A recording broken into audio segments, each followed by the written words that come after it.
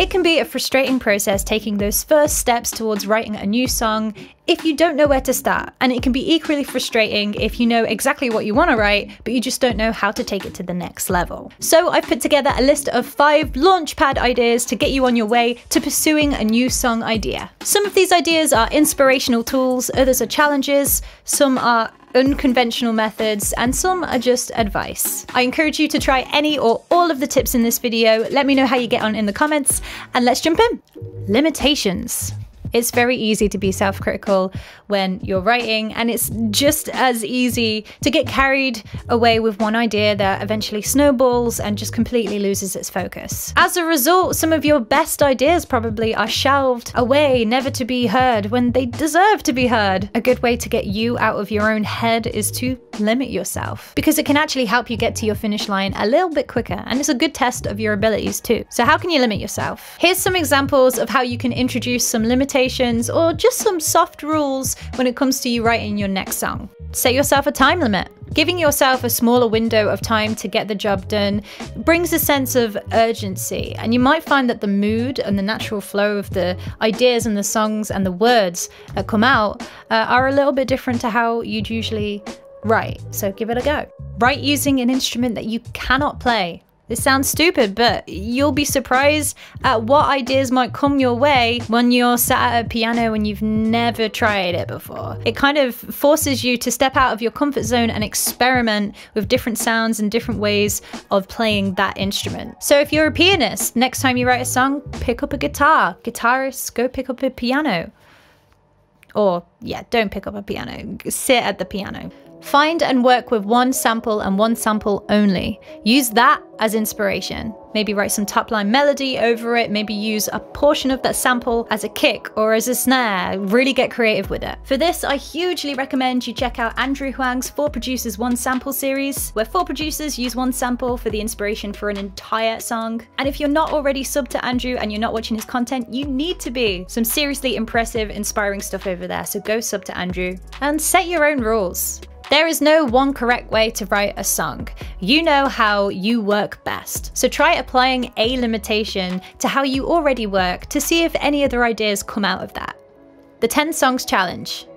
10 Songs is a challenge I put together a few years ago where I encourage people to try writing one song every day for 10 days straight. The aim of which to have a fully written song by the end of each day. The challenge had daily optional writing prompts, and I encouraged anybody taking part to record their audio or even do a performance for a small video for YouTube. I took part in the challenge myself. You can check out the first 10 Songs challenge in this playlist right here. I'll put it here, and you can check out the writing prompts that are in the video descriptions of each video. The only 2 rules of this challenge were no days off. Locking yourself into a regimented schedule like this is really a test of your abilities to write within a limited time frame. And having a goal at the end of the day to have one song written really brings that sense of urgency to get the job done. And the second rule was no preconceived ideas. So no pulling shelved ideas or songs that you've had stored away for years in just to fill out one of the 10 days. They all have to be fresh, not preconceived, and in the moment for each day that you do the challenge. This is why I introduced the writing prompts for each day, to deter any temptation and to pull your focus into one concept, one idea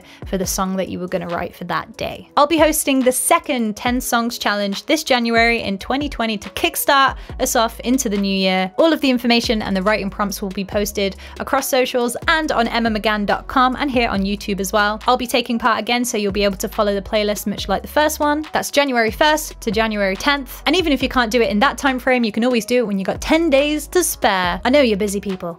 A sensory test. Music is a multi-sensory experience, and it really triggers our senses in crazy ways. Some people claim to see music. And I'm not talking about sight reading here. I'm talking about people seeing music in the form of shapes or colors through the phenomena of synesthesia. Yes, we hear music, of course, but we feel it too. It gives us physical goosebumps. Our pupils actually dilate, and it inspires us to physically throw our bodies around and dance, or try to. So as writers, we need to be thinking about how the music we write will make the listener feel? How is it going to trigger their senses? What is its purpose? So thinking more and more about this, I wanted to flip this idea on its head and put my own senses to the test to see how I fared as a writer when one of my senses was completely gone. This is an unconventional approach, but it is really fun to try out. It's called the 3 Monkeys Songwriting Challenge. See no evil, hear no evil, and speak no evil. The idea is to start a song by following the rules of the 3 monkeys, each time depriving yourself of one of your senses. So for the see no evil monkey, you can't use your eyes, but you can use your ears and voice. First of all, set up a simple recording device like your phone. Then get comfortable, because you'll be here for a while. When you're ready, press record and then blindfold yourself. Then sit for 5 minutes or so just to acclimatize yourself.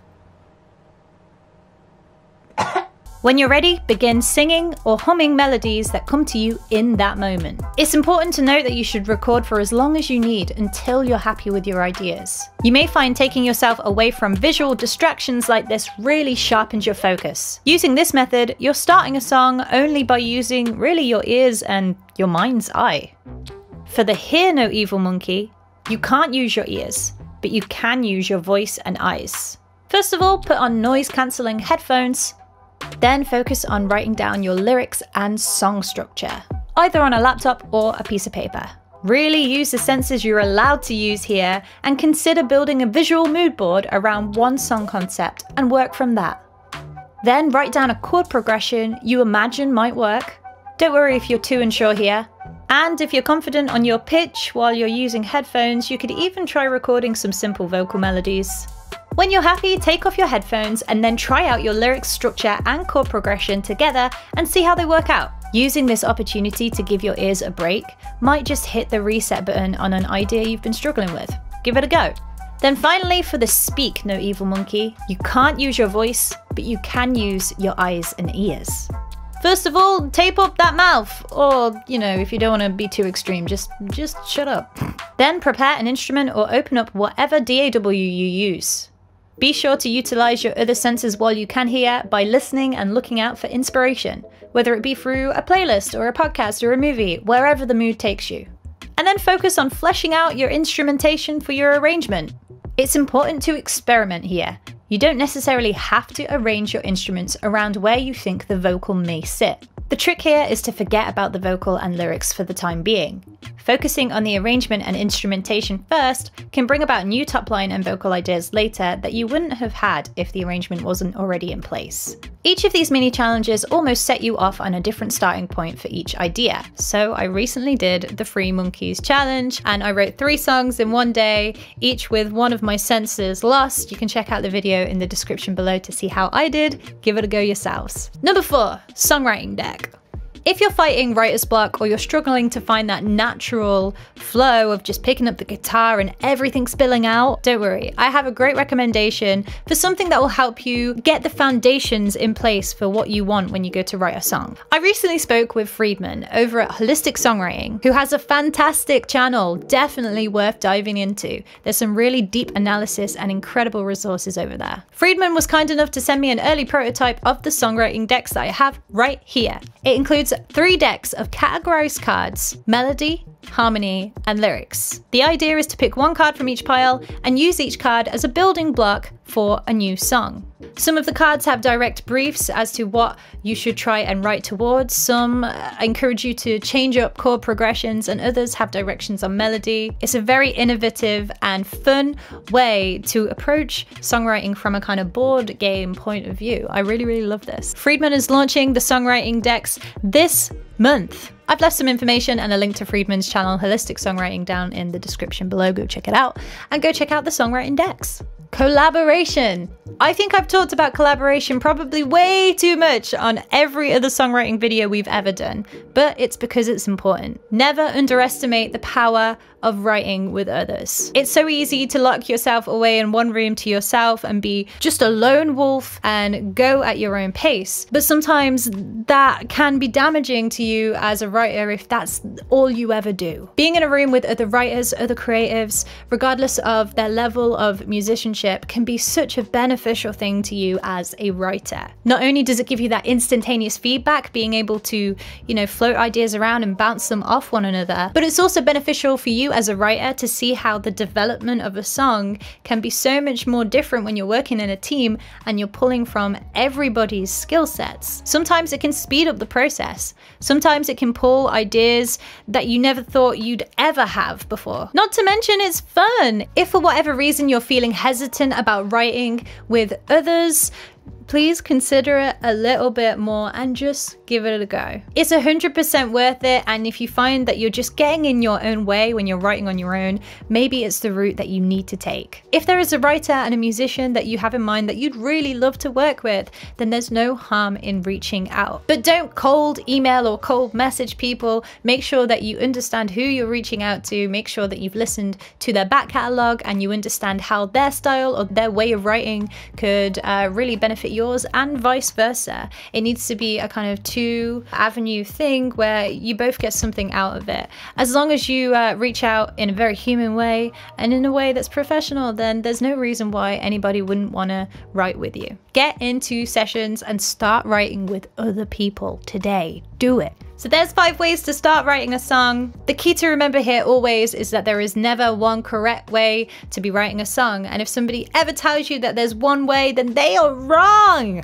They're so wrong. It's about being creative, free-flowing, open-minded, and it's about enjoying the process as you go along as well. And hey, if you have a little writer's block, it's totally fine. We've all been through it, especially when it comes to expressing ourselves. I am the first person to get in my own way when I'm writing a song. I just want to show you that there's ways around it, and some of these methods, tips, challenges could be the stepping stone you need to just overcome that writer's block a little bit more. Let me know down in the comments how you do and how you got along with each of the tips, which one was your favorite, which worked, which didn't. And if you're new to my channel, I'm a songwriter and you should check out my music. I've left a link in the description below. Thank you for watching. If you guys found this video helpful, then hit that like button and make sure you subscribe as well, because I plan to put out more and more songwriting tips videos again in the future for you guys to help you along your way, and happy writing. I will see you guys on the next video.